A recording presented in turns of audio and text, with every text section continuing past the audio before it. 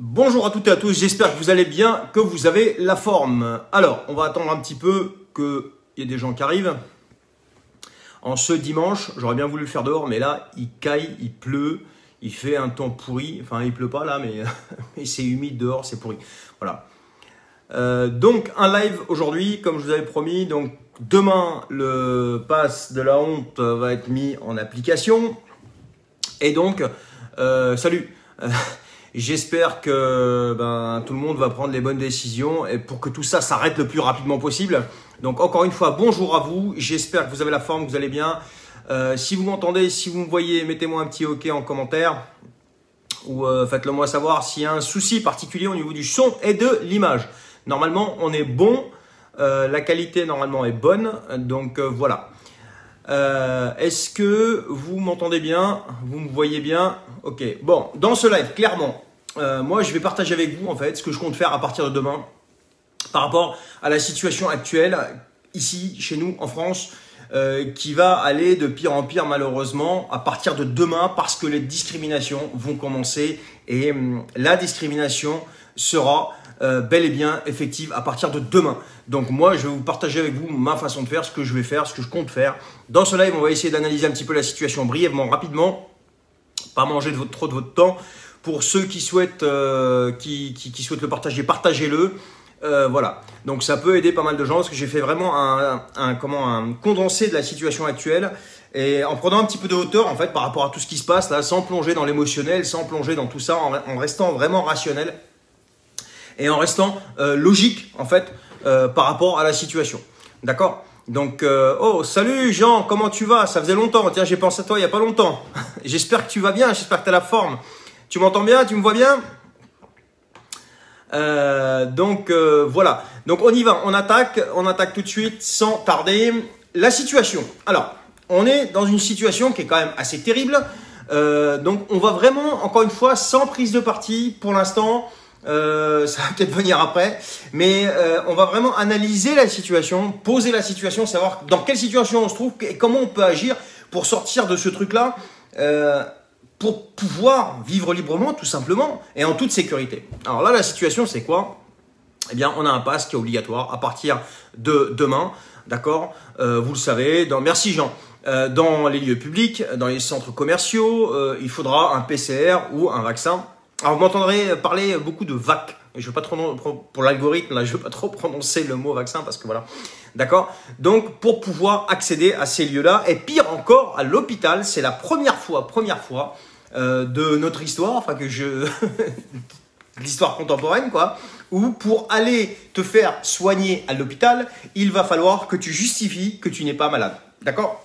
Alors, notre cher ministre Véran a déverrouillé un petit peu en disant que test PCR valable 72 heures, maintenant au lieu de 48 heures, ok, pour les urgences, donc on pourra y aller sans passe. Merci monseigneur. Alors, il y a deux choix qui vont en fait s'offrir à nous à partir de demain matin. Soit on résiste complètement, d'accord, à ce qui est en train de se passer, parce que moi à mon sens, moi je résiste mais farouchement à ce qui se passe. Soit on capitule et on se couche au désir de cette caste politico-oligarchique. Là, encore une fois, je ne suis pas dans l'émotionnel et je vais vous démontrer pourquoi, dans quelques minutes, que je parle d'une caste politico-oligarchique. Alors, je m'explique. Il ne s'agit pas, dans ce live, de porter une contestation pour le plaisir de contester, etc. Je m'en fous de tout ça. Et la contestation, par principe, ce n'est pas dans mes principes. Et en plus de ça, je vais vous faire une confidence, je suis trop occupé pour ça, d'accord? En revanche, quand on s'en prend à l'intégrité physique, de chacune et chacun, et pire encore, à l'intégrité physique de nos enfants, là, eh bien, ce n'est plus de la contestation, c'est de la légitime défense, tout simplement. Alors, vous savez, se faire attaquer ou agresser, c'est pas uniquement à coup de, de coup de poing ou se faire tirer dessus ou se faire frapper ou je sais pas quoi. Non, te forcer, je ne juge pas le fait de se faire injecter quelque chose ou d'accepter le vac. Mais ce que je dis, c'est te forcer à t'injecter une substance dont tu ne veux pas, d'accord, dont tu ne veux pas, eh bien, c'est purement et simplement une agression, d'accord? Pour moi, en ce qui me concerne. Encore une fois, ce que je dis là, ici, dans ce live, ça, c'est mon avis personnel. Cette façon d'agir, pourquoi c'est une agression? Parce que cette façon d'agir, t'obliger à faire ça, à t'injecter un médicament, d'accord, que tu ne veux pas, ok, viole toutes les lois internationales relatives à la liberté. C'est pas moi qui l'invente. Si tu fais une recherche de 5 minutes, tu vas le trouver sur Internet. Ça viole toutes les lois internationales relatives à la liberté, la déclaration des droits de l'homme, d'accord, les principes même du fondement de la médecine, ok, le code de Nuremberg et je ne sais combien d'articles encore de la Constitution française, et ce, n'en déplaise encore une fois à tous ceux qui croient et affirment le contraire. C'est écrit noir sur blanc. Alors à ces gens-là qui continuent malgré tout ça à affirmer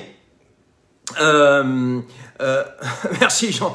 Je juge pas Jean, encore une fois, le fait d'être vacciné. Chacun, moi, ce qui m'intéresse, c'est que chacun puisse disposer, en fait, si tu veux, de son intégrité personnelle, de son corps comme il le veut, d'accord? Et encore une fois, dans le respect de la sécurité et de l'intérêt général. Mais aujourd'hui, il est clairement démontré que l'intérêt général, c'est pas le tout vac, d'accord? On va en parler après. Donc, pour les gens qui continuent à croire que merci Marina. Pour les gens qui continuent à croire que cette façon d'agir, donc violer les lois internationales, malgré ce que je viens de dire, violer les lois internationales relatives à la liberté, à la déclaration des droits de l'homme, le principe même de la médecine, le code de Nuremberg et je ne sais combien d'articles de la Constitution française qui continuent à croire que ce n'est pas de la légitime défense que de s'opposer à ça, mais je vous dis les amis, mais réveillez-vous, wake up, d'accord? Wake up, réveillez-vous. Parce qu'il va être trop tard bientôt. Bientôt, il va être trop tard. Et pourquoi j'insiste là-dessus? Parce que tout cela est suffisamment grave pour croire que toutes ces mesures liberticides, aujourd'hui, qui sont mises en place, le sont uniquement dans le but d'en finir avec ce virus ou pour le bien de chacun. Et je vais vous donner des exemples. Je vais vous donner des exemples. Et c'est des exemples qui parlent d'eux-mêmes. Premièrement, le tout vac, ok ? Ne fonctionne pas, même si on te dit que c'est pour éviter les formes graves, il suffit de regarder ce qui se passe ailleurs et arrêter de regarder son nombril et regarder ce qui se passe autour de soi. Il faut regarder ce qui se passe ailleurs, passer cette frontière, d'accord, et regarder les pays qui ont tout misé là-dessus. Eh bien, notamment un exemple frappant, là encore récemment, là, Israël, qui est notre voisin du Liban là-bas, 20 morts, 15 ont été doublement vac. 15 sur 20 ont reçu les 2 doses. Okay, et il y en a d'autres. Vous prenez Gibraltar, etc. Donc, je vous laisse faire des recherches. Alors, quand un gouvernement voit ce type de résultat et ne dit pas « Attends, je suis peut-être dans l'erreur, il faut rectifier… » Il n'y a pas de mal à faire une erreur. Hein. Il faut rectifier le tir et ne le fait pas. Eh bien, excusez-moi, c'est curieux. C'est curieux. 2. L'utilisation des traitements. Plein de pays l'ont fait. La Slovaquie l'a fait. Tous les Slovaques ne sont pas morts. En Ukraine, j'ai un exemple frappant. La mère de mon épouse, d'accord, elle l'a attrapée. Elle a été soignée et en quelques jours, elle s'en est sortie. J'apporte une précision quand même qui est assez importante. Cette dame, la mère de mon épouse, ma belle-mère, est atteinte d'une pathologie cardiaque et elle est obèse. Regardez l'exemple de l'Inde. Regardez l'exemple de l'Inde. L'Inde a dit clairement merde, excusez le terme, à l'OMS, parce que c'est le terme qui a été utilisé, peut-être, je sais pas, mais la façon de faire, c'est un merde clair et net, hein, à l'OMS et à soigner. Ils sont en train de s'en sortir.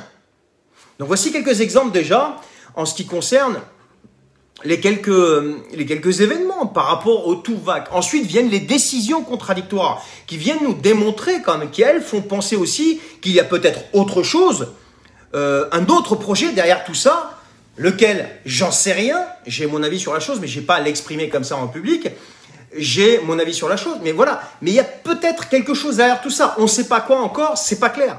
1, le port du masque, avec les contradictions permanentes, entre Sibeth Ndiaye qui nous disait qu'elle ne sait pas comment porter un masque, ou je ne sais pas quoi, comment expliquer à ses gosses que c'est dangereux, que ceci, que cela.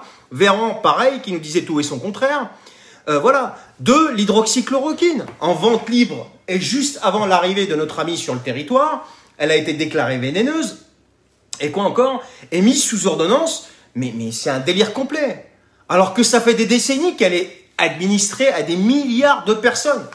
3, les fermetures de lits d'hôpitaux, j'en ai encore fait les frais cette semaine avec mon père. Les fermetures des lits d'hôpitaux, je ne sais pas si vous avez vu le live que j'avais fait, où j'étais un petit peu remonté, mais c'est la réalité. 1800 lits fermés entre le 1er janvier 2021 et le 31 mars, en pleine pandémie. Et à côté de ça, vous avez des députés qui se votent des augmentations à l'Assemblée nationale. Non mais il n'y a pas un problème là? Les fermetures du coiffeur du coin pendant les confinements, reconfinement, déconfinement, reconfinement, et du resto, alors que le métro, même pas une seule mesure de prise, ne serait-ce que de distanciation ou de limitation du nombre de personnes. Dans les avions, c'est la même chose. Et la liste est longue et je pourrais continuer pendant des heures comme ça. D'accord? Donc tout ça, c'est des décisions qui sont complètement contradictoires. Alors je ne peux pas croire une seule seconde que des gens qui ont fait des grandes études, qui sont si brillants que notre ami Macron, que Véran, puissent, je veux dire, ne puissent pas voir que ces décisions sont complètement contradictoires. Et s'ils le voient et qu'ils ne font rien, c'est qu'il y a peut-être quelque chose derrière. Ensuite viennent les grands événements qui ont eu lieu en pleine pandémie, les divers rassemblements, les événements qu'il y a eu à Paris, ailleurs, par exemple la fête de la musique, les autres rassemblements, comme il y a eu que la grande manifestation pour Adama Traoré, puis il y a eu l'Euro de foot aussi. Moi j'ai une question, où sont les foyers de contamination? Alors pour les journaleux qui nous expliquent que ça a explosé, etc., moi les amis, je vous conseille une seule chose, c'est d'aller voir directement sur les sites des gouvernements et des pays concernés, comme l'Angleterre, tout simplement. Vous avez tout est en ligne. Tout est en ligne, il suffit d'aller chercher, et ça vous prend 5-10 minutes. 5-10 minutes, c'est tout. Ensuite viennent les grands noms de la médecine et de la recherche qui ont une toute autre analyse et explication à la situation, avec des chiffres à l'appui. L'Institut Méditerranée Infection du professeur Raoult ont fait des études et qui sont maintenant parlantes, ils ont suffisamment de recul, elles sont partout. Vous pouvez les consulter, vous prenez le professeur Montagnier, le professeur Raoult, le professeur Perron, Fouché, etc. Le Conseil de l'Ordre des médecins qui s'insurge clairement contre ce pass. Donc encore une fois, avec tout ça les gens, aux personnes qui continuent de croire que tout ça est fait pour leur bien, ces décisions sont faites pour leur bien et uniquement pour le bien et pour le bien commun et pour en finir avec tout ça, je vous dis encore une fois, wake up, réveillez-vous les amis, pendant qu'il est encore temps, par expérience, et ça c'est du vécu, pour les gens qui me connaissent le savent, que c'est du vécu, par expérience, un État qui vous vole une liberté, il ne vous la rend jamais et ça ira en empirant parce qu'en vous volant une seule liberté, il vous teste. Et une fois que le test est passé, il continue à tirer et à tirer sur la corde jusqu'à temps qu'elle pète. Et quand elle est prête à péter, il fait une ou deux petites reculades pour mieux avancer après. Donc c'est pour ça que c'est maintenant qu'il faut s'opposer à tout ça. Votre liberté n'a pas de prix les amis. D'accord? Et malheureusement, aujourd'hui, ce que je peux constater personnellement, et beaucoup d'entre nous le constatent aussi, et même ceux qui n'y croient pas, ceux qui continuent à croire le contraire, ils le savent au fond d'eux, c'est que l'autoritarisme a pris le pas sur la démocratie et la bienveillance dans notre pays.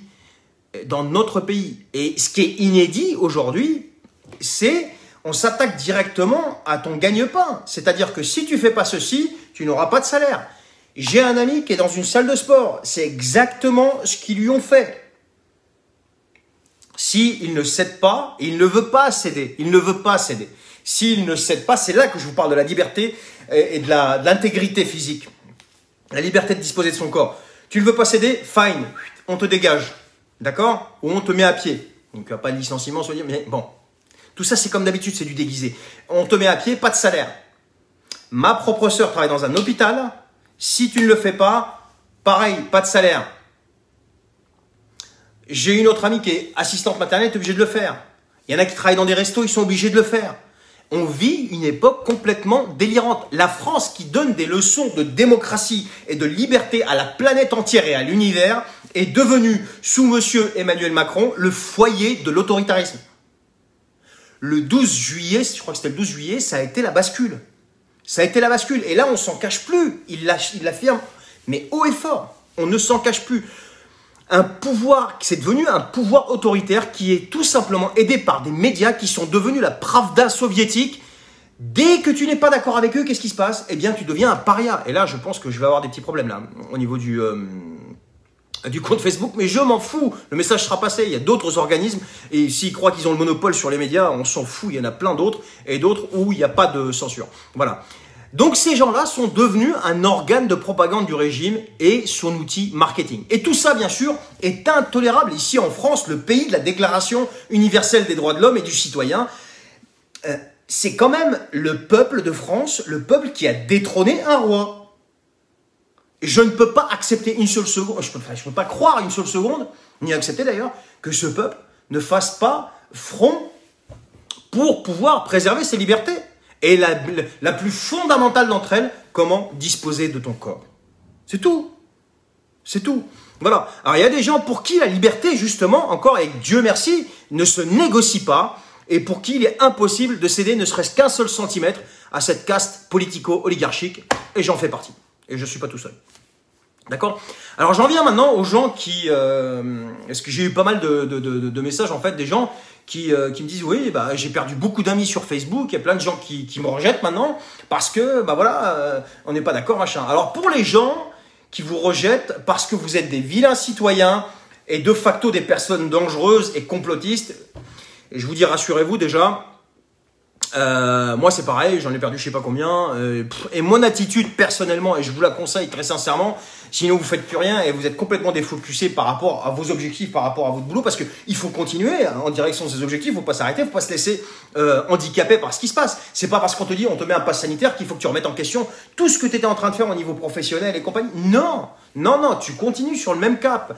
Mais ces gens-là, tu ne te laisses pas polluer par eux. Moi personnellement, clairement, ça tient en une phrase, je m'en fous royalement. Pourquoi ?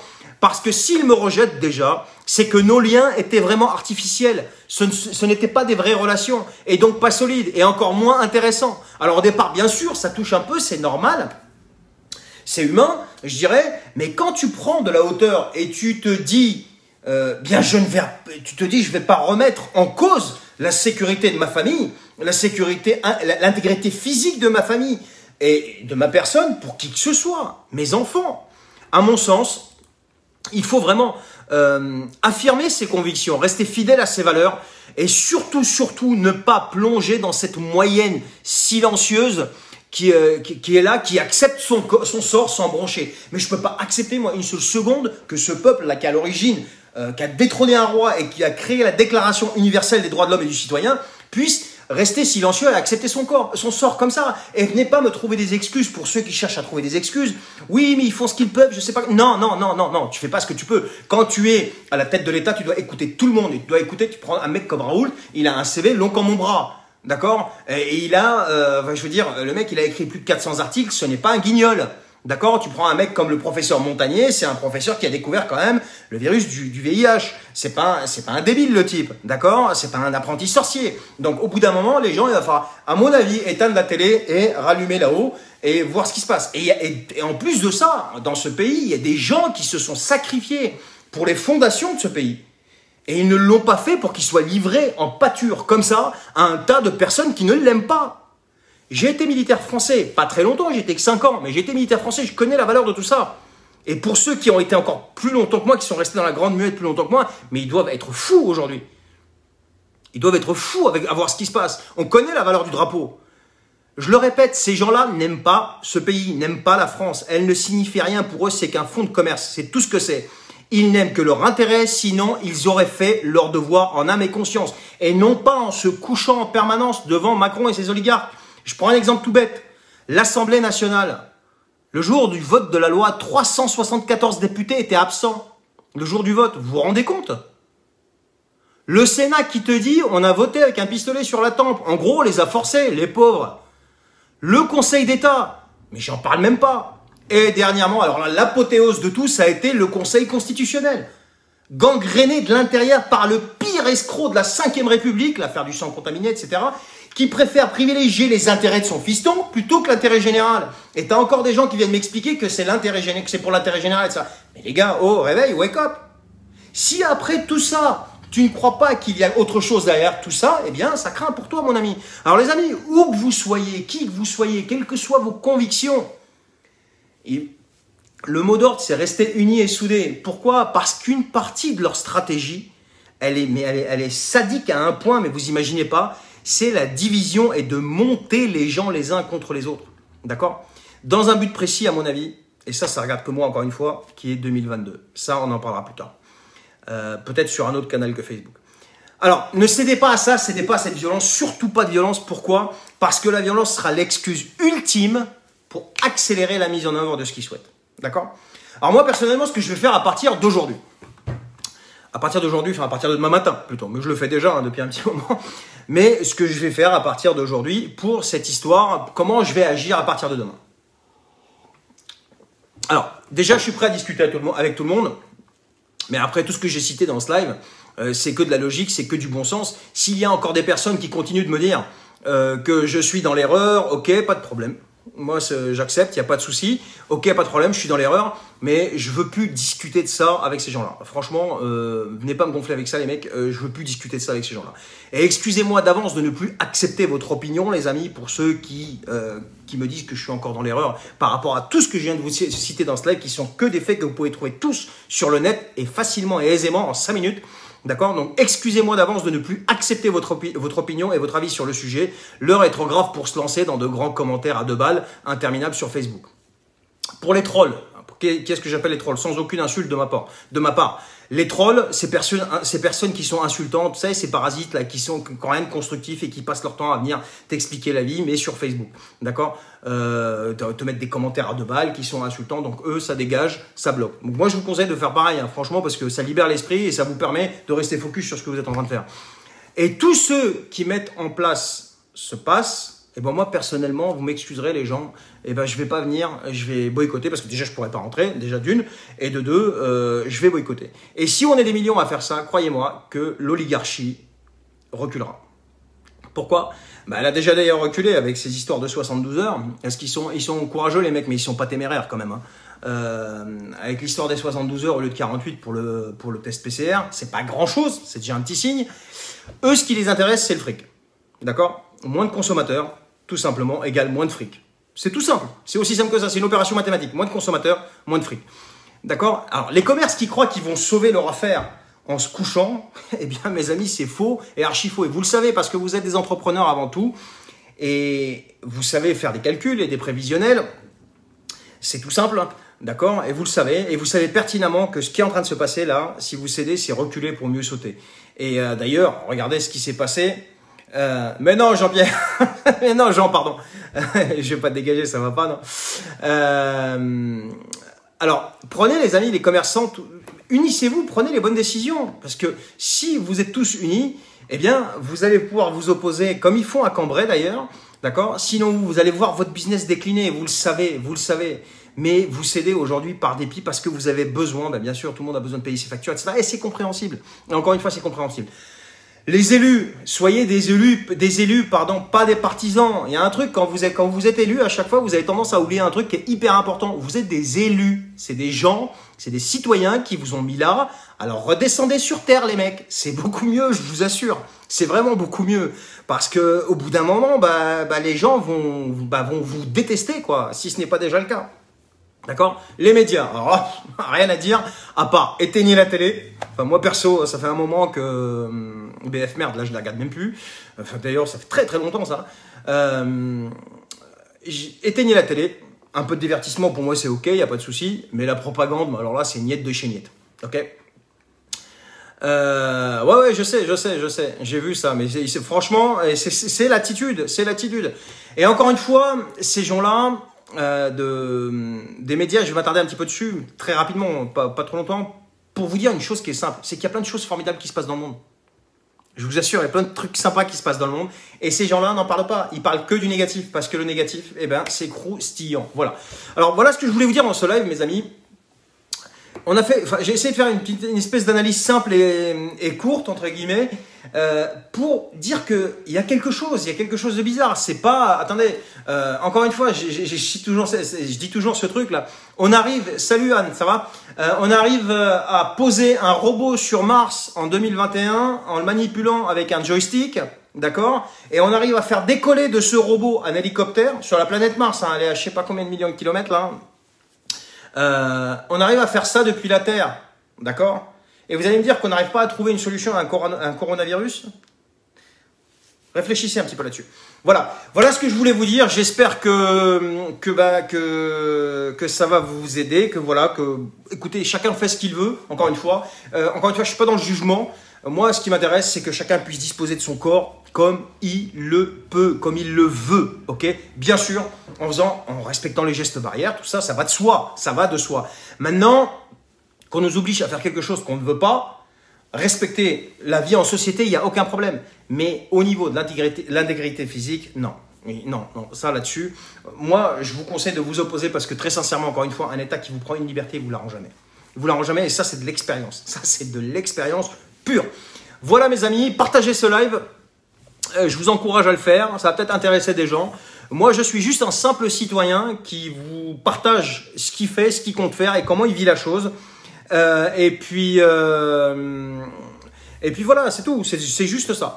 Voilà, donc je vais reprendre un petit peu vos commentaires. Je vais y répondre après dans vos commentaires parce qu'il y a eu pas mal de petits commentaires là. Merci. Ouais.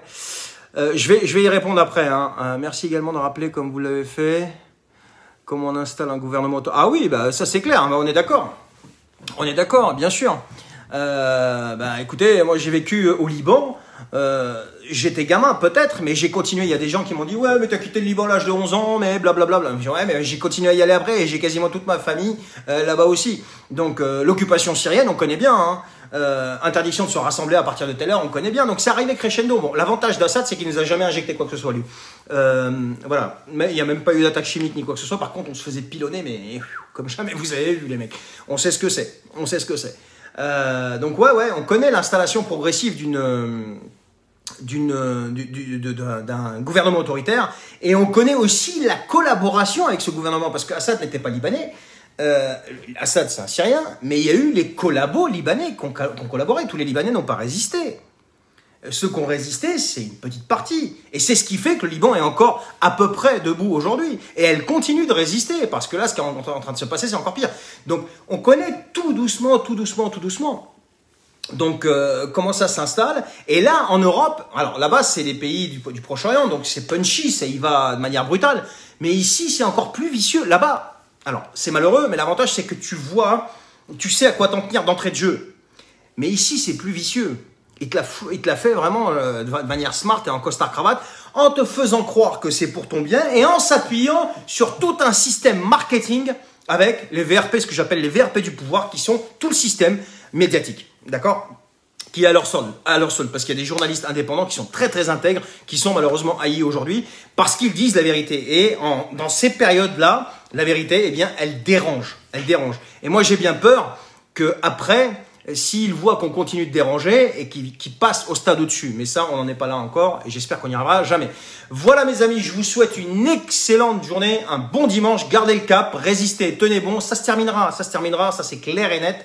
Et tous ceux qui sont en train de mettre, si vous voulez, tout ça en œuvre, iront à la poubelle de l'histoire, ça c'est clair et net, comme leurs prédécesseurs. Voilà, je vous souhaite une excellente journée, un bon dimanche, partagez ce live. Si vous avez des questions, des choses comme ça, restez focus sur vos objectifs. Je vois que Anne, tu as fait une vente là, il y a pas longtemps, là, tu l'as mis en ligne. Félicitations à toi. C'est ça, garder ses objectifs, c'est garder le cap en direction de ce que vous souhaitez faire, ce que vous souhaitez atteindre. Tout ça, c'est là, ça dérange.